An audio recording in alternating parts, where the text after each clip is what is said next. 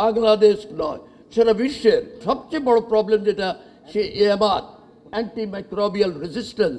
So antibacterial রেজিস্ট্যান্সের উপরে কাজ করতে হবে।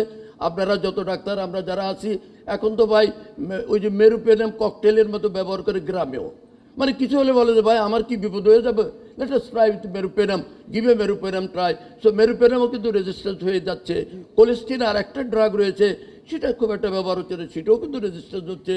কারণ সেটা যদি আপনাকে অ্যাচিভ করতে হয় তাহলে you will have to do one health approach.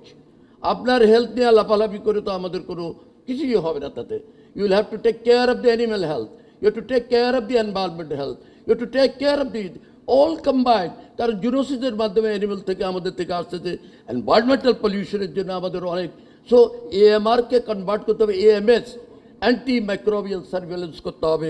সুতরাং this is very very important.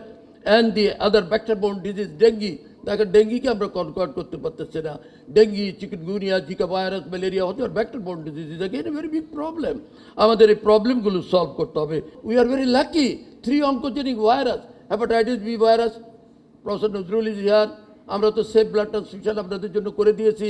Safe blood transfusion এক পর্যন্ত আমি যখন প্রেসিডেন্ট ছিলাম, উনিও ছিলেন, আমরা কাজ করে।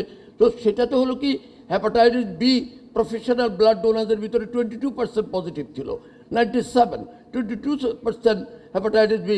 সিফিলিস ছিল 29% এবং হেপাটাইটিস 6% ছিল। সেগুলো দেখেন কমে এখন কততে এসে গেছে, because of the safe blood transfusion.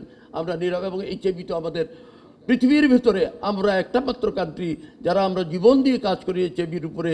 Nazrul ভাই ছিল, সেটা জন্য আমরা কি পুরস্কার বিদেশে তো পাইলামই না, কিন্তু I don't know why, they হতে পারে they have not understood it.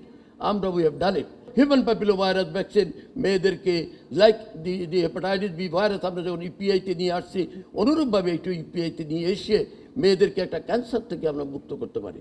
So this is very very important.